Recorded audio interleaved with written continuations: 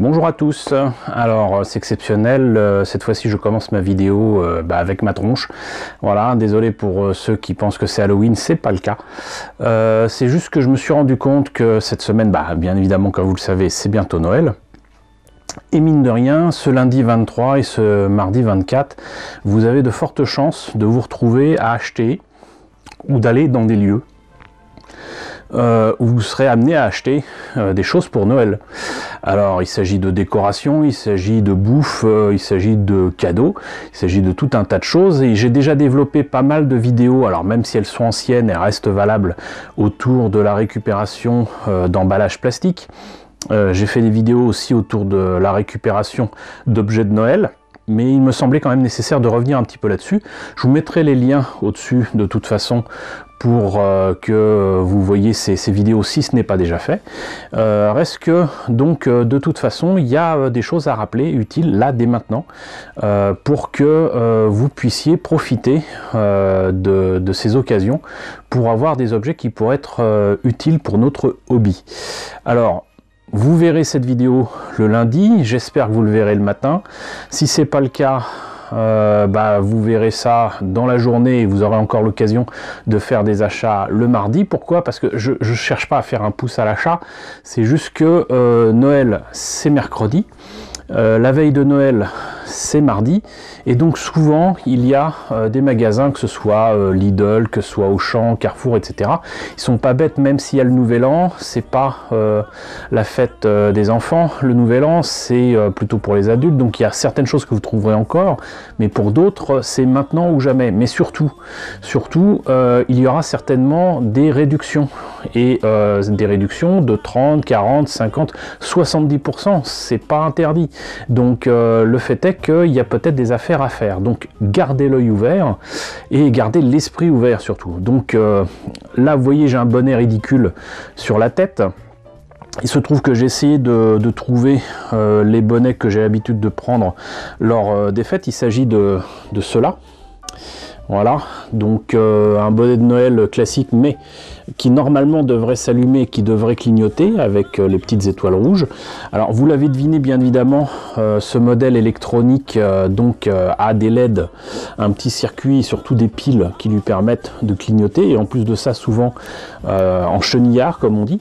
Et ça c'est très intéressant pour nous, c'est très intéressant pour mettre sur des pistes d'atterrissage, c'est très intéressant pour éventuellement utiliser sur des robots, sur je sais pas moi, un engin si long par exemple, pourquoi pas.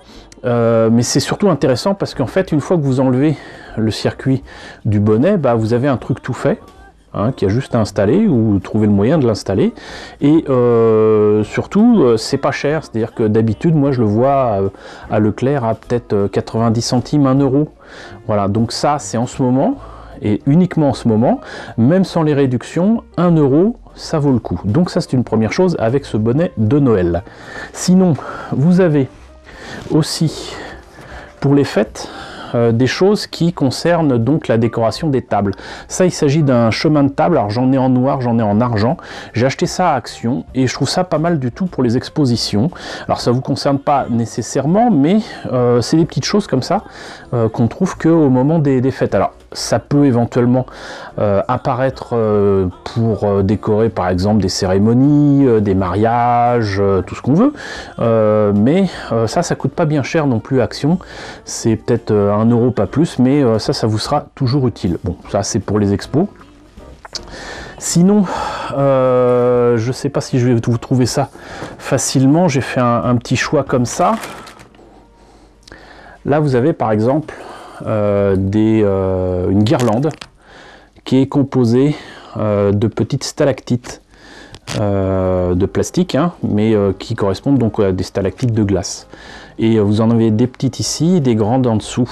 Et ça, par exemple, ça pourrait être utilisé pour tout simplement un diorama de glace, pour représenter quelque chose de glacé. Bon, il y a d'autres moyens de le faire et de manière beaucoup plus naturelle, mais là je pensais notamment à mes amis amateurs de diorama pour mettre en valeur des figurines, notamment de Senseiya par exemple. Donc ça pour le chevalier Yoga des chevaliers du Zodiaque, c'est juste parfait. Mais c'est pas tout, parce que souvent on trouve aussi des étoiles de glace. Alors là évidemment j'en ai trouvé qu'une, hein, mais j'en avais de différentes tailles. Et vous voyez que donc ça a la forme plus ou moins stylisée d'un flocon de neige vu avec un microscope, un cristal en fait d'eau, mais bon voilà, c'est joli, c'est des décorations à mettre dans les sapins, et je pense que ça peut être pas mal à utiliser pour certains dioramas. Alors de même vous trouverez de la neige artificielle. Alors selon l'échelle ça peut être intéressant. Évitez tout ce qui est boule de polystyrène, ça va saloper votre salon, l'endroit où vous ferez ça, et pour vos maquettes ça servira à rien. Par contre des fois vous avez une espèce de petite poudreuse qui ressemble vaguement à de la neige. Ça n'est valable finalement que pour des dioramas avec des échelles un peu élevées. Donc par exemple les figurines de Game of Thrones que je vous ai présentées, bah, ça serait parfait parce que bah, là du 1/8e, du 1/12e, voilà, ça va. Par contre, dès que vous arrivez avec du 1/20e, du 1/35, du 1/48, oubliez ces trucs-là, c'est beaucoup trop grossier, entre guillemets. L'illusion ne marchera pas. Mais éventuellement, si vous en trouvez pas cher, toujours à Action, par exemple, au hasard, n'hésitez pas à en acheter. En termes de décoration, il y a aussi pas mal de choses. Alors, vous pouvez tomber sur ce genre de choses. Ça, je vous le présente tout simplement parce que je l'ai récupéré, c'était cassé, voilà, ça allait être jeté.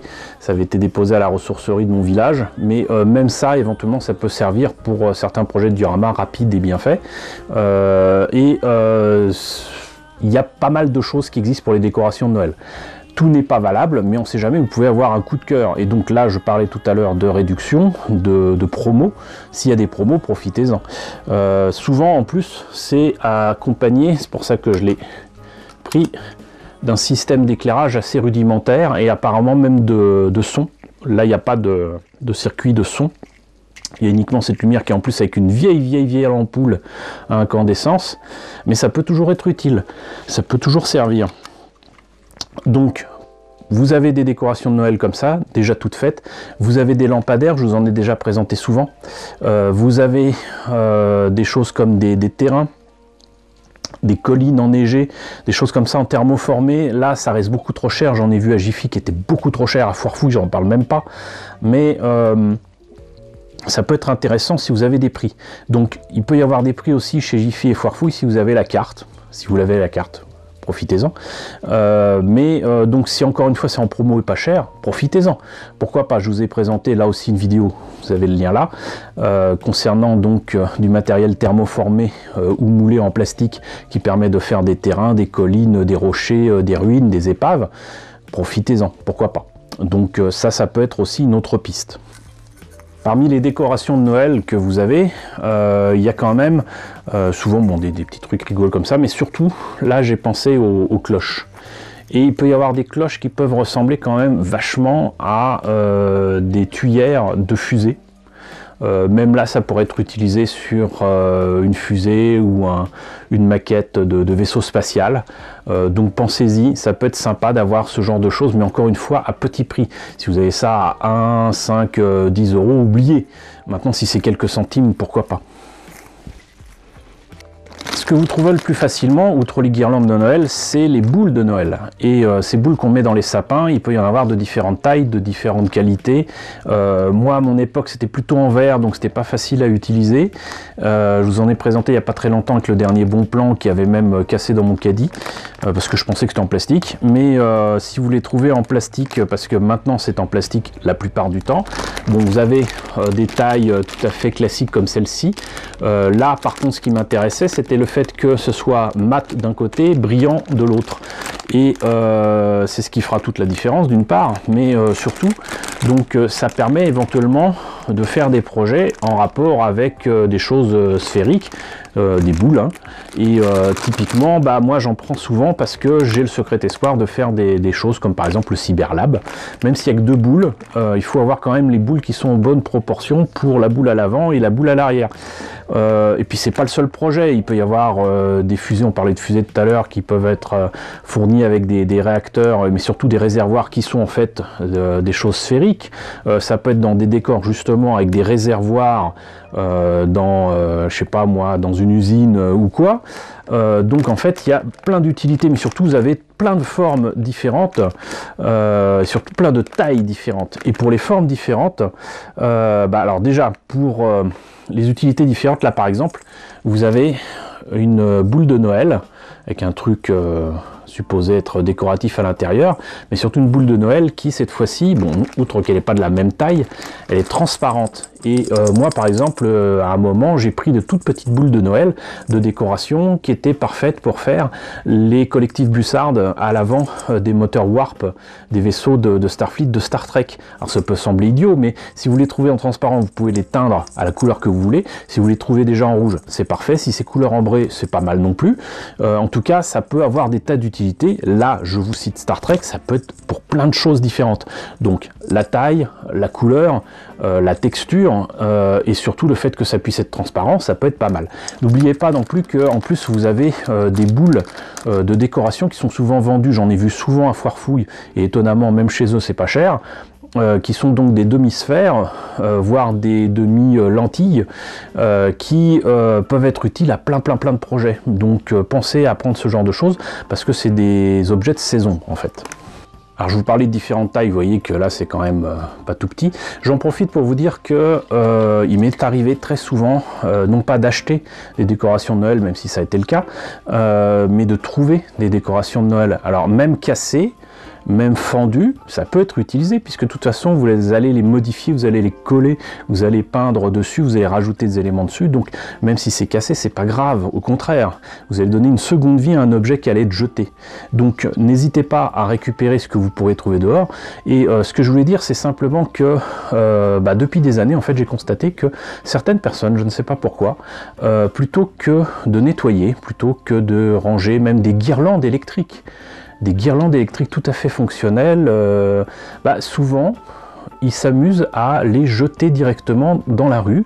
C'est-à-dire que les lendemains de Noël, là cette semaine, vous avez de fortes chances de tomber non seulement sur des sapins dans la rue, mais sur des sapins avec les décorations dedans, parce que visiblement ça embête certaines personnes d'enlever les décorations, ça leur prend peut-être trop de temps, j'en sais rien, mais le nombre de fois que j'ai trouvé des décorations de Noël jetées avec même le sapin direct, et même avec les guirlandes électriques, je ne les compte plus.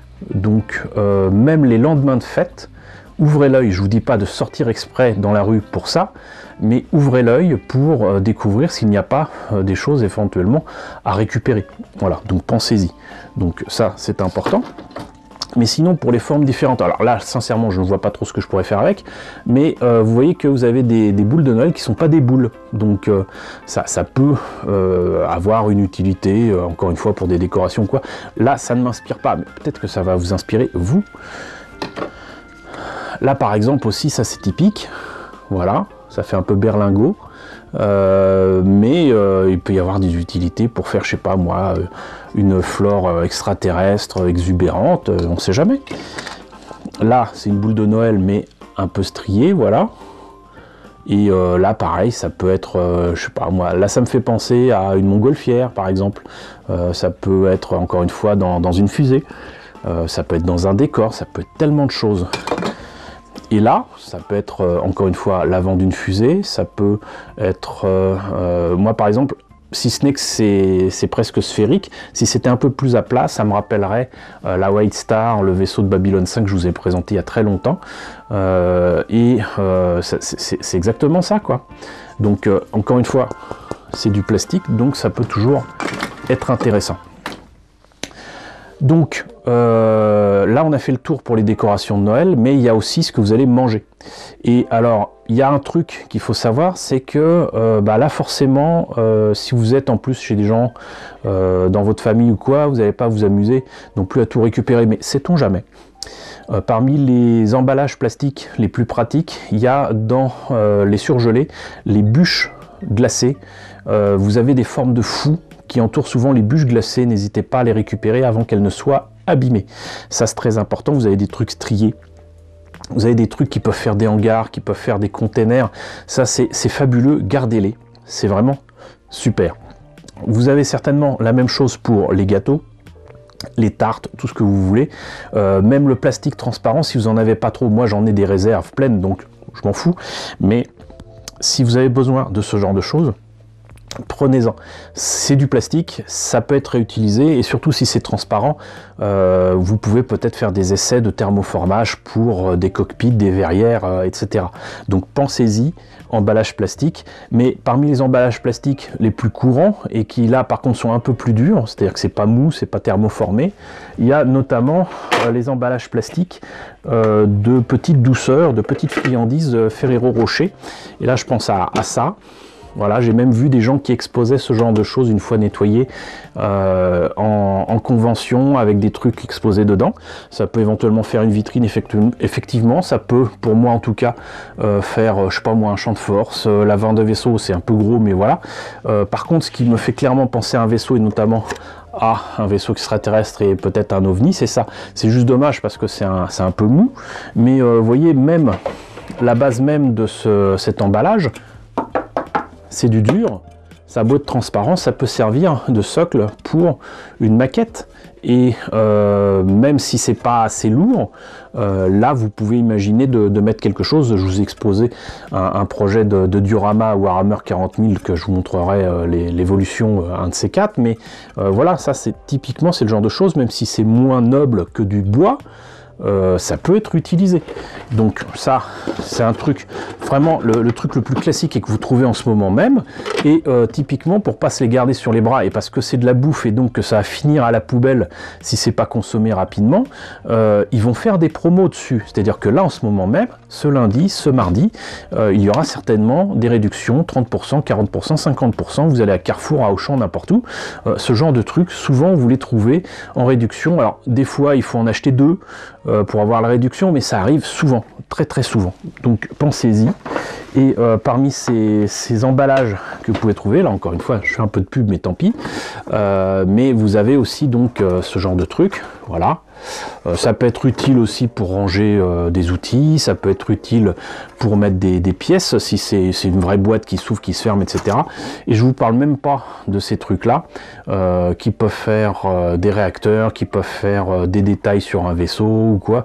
Voilà, c'est du détaillage pas cher à faire. Et là, la boîte, si ce n'est qu'elle est un peu diamantée au-dessus, il y a plein de choses à faire dessus. Et puis encore une fois, bah, pareil, vous pouvez en faire un socle de diorama. Donc voilà, décoration de Noël, emballage plastique, pensez-y, voilà. Et puis je profite de cette vidéo en fait pour vous fêter un petit peu à l'avance, je suis désolé, de bonnes fêtes, un joyeux Noël. Je vous remercie vraiment beaucoup d'être aussi nombreux à me suivre, ça fait vraiment plaisir, ça fait chaud au cœur.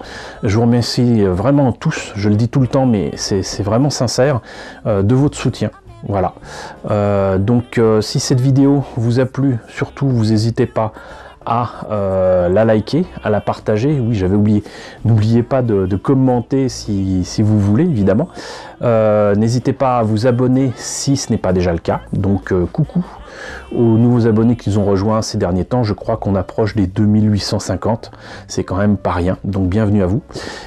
Coucou aux grands anciens qui me suivent depuis 4 ans, vous vous reconnaîtrez. Et donc je vous remercie encore une fois de votre soutien, surtout je vous remercie de votre fidélité, et je vous laisse avec le générique de fin avec les contributeurs de la chaîne sur Tipeee et sur Paypal, et je vous dis donc à très bientôt, demain, pour une nouvelle vidéo autour des maquettes.